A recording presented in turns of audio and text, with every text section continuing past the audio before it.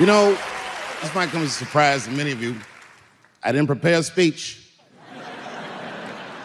But that's not because I didn't care. In fact, it's because I cared so much.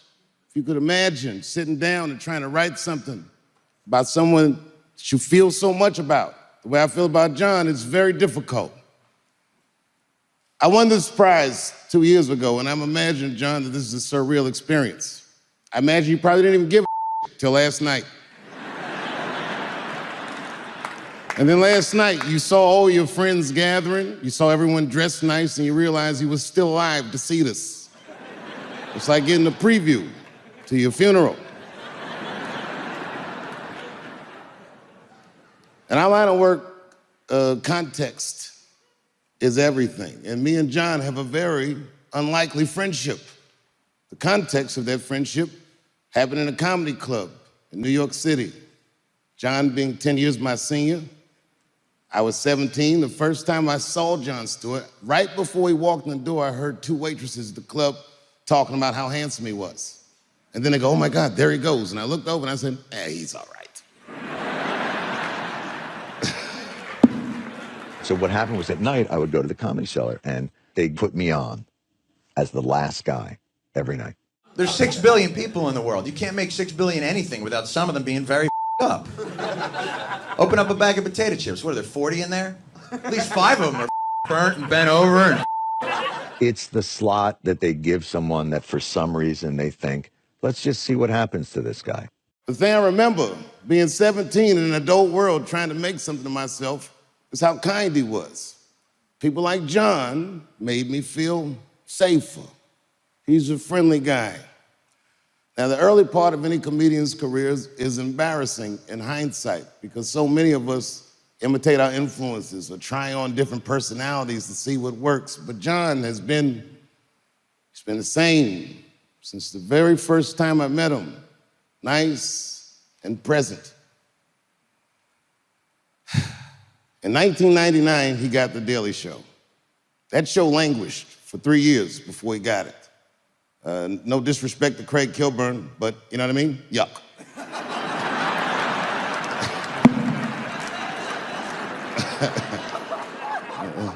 It was like the body of the show was there, but when Jon got the show, it had a soul.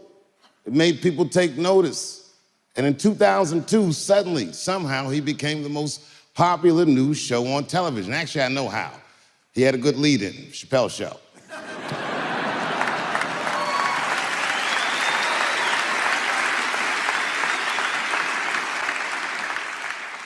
And in that context, it was post 9/11. My career was the first time that I can really remember that there was a stove too hot to touch. No comedian was allowed to talk about the war or Janet Jackson's titty coming out of the Super Bowl. You remember that? You remember that memo that went around?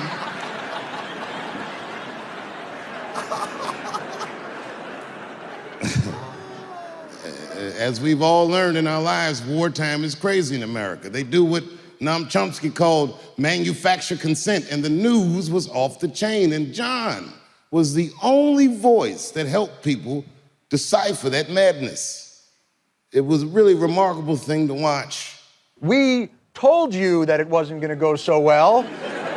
Yes, we called it shock and awe, but we meant that in the way of you'll be shocked at how it doesn't go so well. And that will make you say, "Aww." He's been a great friend to me. I'm not here because I love Jon Stewart. I'm here because he loves me. Because there's never been a time that I called on him and asked him for his help that he wasn't the first responder. When it was half-baked and I was doing my first movie and I needed a celebrity lift, Jon was the first one to say, I'll do it. I don't even know if you smoke weed. You seem like a coke guy.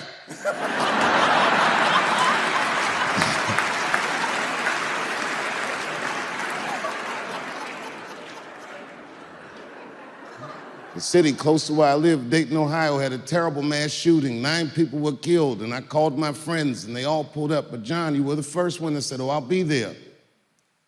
And just days after that massacre, we took that neighborhood and made a much better memory for them.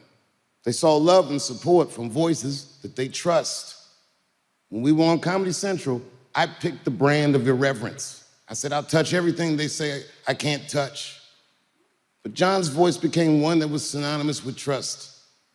And he left right before the Trump administration, the most cynical time in American politics. A time when nobody trusts our media, where a guy like Donald Trump can just say fake news and he say, "F it, I just believe this orange-haired guy." And we miss you very much.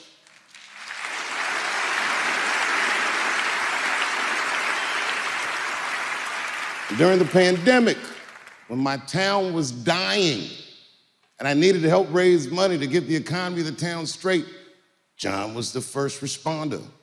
He was terrified of COVID and he got on a plane anyway after his friends had died and he lost loved ones. He had the courage to get on a plane.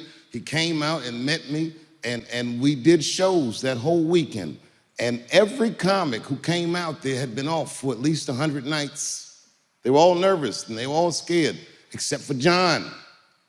Jon did 25 minutes off the rip because he had something to say, because he actually means what he says, because he actually thinks about what he says. A lot of comics will take this Jon for granted. The younger comics, they do what I call wokes. They're not jokes. They don't know the difference between a good point and a good joke. Jon is very true to the muse. He takes a good point and he makes a good joke of it. Jon is a miracle to watch you work. You are a cure to what ails our culture. You are a voice that people consistently trust. I wish that you'd run for president.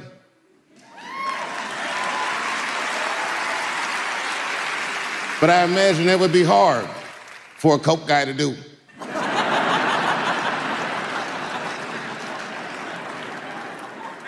When you started your career, you never imagined that you would reach a point like this. And the Mark Twain Prize might feel like a finish line or an end to a movie. It is not. It is a starter gun. You were still young. You were still strong. You were still funny. And I do not have the words to say in front of these people how much I love you and how much I respect you. But just know, whenever you call on me, I will come, because you have been one of the greatest friends that I've made in 35 years. Congratulations. I'm honored that you got this award.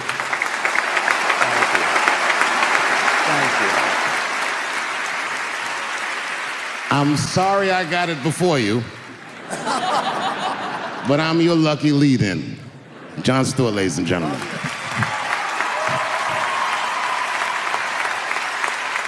you, baby. I can't thank you enough. I love you, my man.